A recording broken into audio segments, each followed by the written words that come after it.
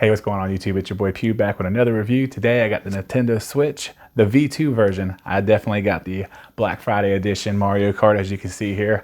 I'm going to tell you why it has its place among the other consoles in the world and why it's the best family console coming up.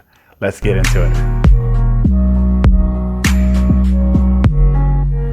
Alright guys, right off rip I want to talk to y'all about the price for this console right here. It's $299. Now on occasions you can find the refurbished version at GameStop for $269, but let's be real for a second guys. You're buying a console, let's buy it new for $30 more so you get that warranty, and you know if anything goes wrong you can always send it back and get your money back or get a new console.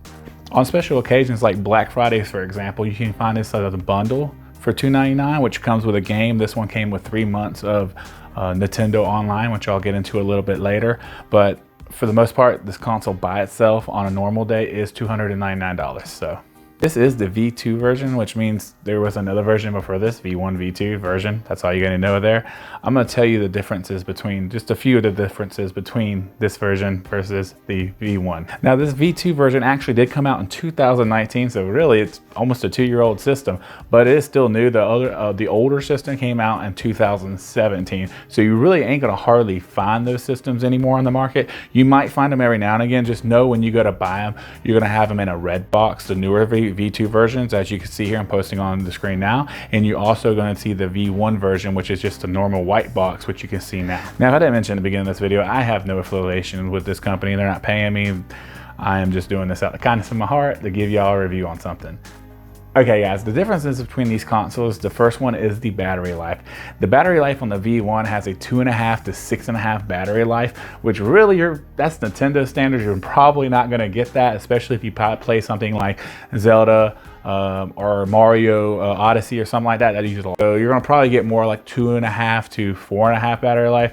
Now the V2 version has a 4.5 to 9 hour battery life. Again, that is Nintendo stats. We're talking probably closer to the 5 to 6 range, but still it outperforms the V1 in every way battery wise. I did see a test where they ran the same game doing the same exact thing for hours on end, and at the end of the test the V1 had 18% battery life as the V2 had a 45% battery life. That's just to give you an idea of how much better this battery is compared to the V1 version. So always get this version right off rip because of the battery, but there are a couple more differences I want to get into right now. So another one is the brightness. Now the brightness is a big deal when it comes to gaming, especially with this console. I'm gonna get to a little bit about how you can undock it and stuff, but the brightness is better on this. Now to the human eye, it ain't that much of a noticeable difference, but when you play in direct sunlight, that's where where it shines at and you see the difference. Is the brightness is better for playing outside and on the go, and that's what you want to see. You want to see being able to see the screen while you're playing. This version also has a warmer brightness, a warmer color I should say, which means the white balance on this system, the screen is actually better when it comes to the natural color that the developers wanted you to see when they developed the games. So that is also a plus on this. At the end of the day, what that really means is you're getting a brighter screen and more vibrant color screen. And that is the biggest difference of them all, is being able to see those colors actually pop on the screen, which makes the game just more enjoyable to play for the user. Now, again, I did say this is a dockable system, which means it does undock, which is what sets this thing apart. Guys, this thing has a 6.2 inch screen, which makes it great on the go. It's not too big and it's not too small, so you always have your system with you. The Switch also has an external memory, which means you can plug in an SD card to have extra memory on your console for more games and photos or whatever you want to put on. So like I said earlier, this bundle I have here actually comes with a 3-month subscription of Nintendo Online. Now what that is pretty cool. So if you pay like $20 a year, that's all it costs, is $20 a year. It's really, really cheap. You get access to some of the old games. So like NES and SNES, you can actually download emulators onto the console and play a lot of those old games that you can't get anywhere else unless you have the console or you have an emulator on your phone. I like this because you have the emulator on here, so you can take it on the go and you can play it on the TV. So that is awesome. I think that's a great feature for $20 a year. You really can't beat it. So just something to look out for when you get the console. All right guys, so one of the things that stand out amongst this versus other consoles are the game list. There's so many different games you can play, from Mario to Zelda to Super Smash Brothers, Mario Kart, one of my personal favorites, and just so much more. Animal Crossing, you name it. Plus they did make it to where some of the newer games are playable on this. Now the graphics ain't as great, and we'll get to a little bit later, but just to being able to play the game list wise, I feel like this console has so much to pick from for playing wise, game wise, than the other consoles do, personally, in my opinion.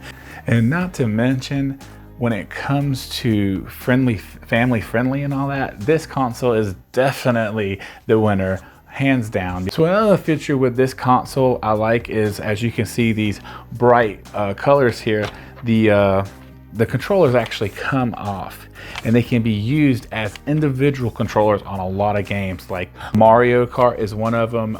If you like to play Monopoly, we like to do that. We'll use these as individual controllers, and they actually come with a slide where you slide it over and it makes these buttons touchable up top. So you're actually getting two controllers right off rip when you buy this console, which is pretty good feature when it comes to having extra controllers for extra games. This thing also has a kickstand, as you can see on the back here, which makes it great for putting on tables and desks and stuff, especially for parents. If you go to the restaurant, don't want your kids screaming and yelling at you the whole time, set them down, put this on the table, hand them a controller, and tell them to play. All right, guys, also, if you're getting value out of this video, please smash that like button. That really helps me out at the end of the day with YouTube and pushing my videos out. All right, guys, so there is a couple cons.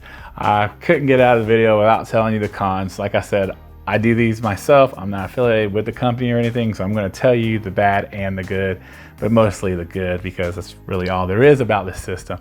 One con is the screen. This thing scratches easily. This is one of the easiest screens I've ever touched that just scratches. I feel like my thumbprint scratched the screen, for crying out loud. So the very first thing you need to do when you're going to buy this console is get on Amazon. I'm gonna post a link down below and buy a screen protector. You can get 2 screen protectors for a pretty cheap price just to protect the screen itself. Especially if you have kids running around with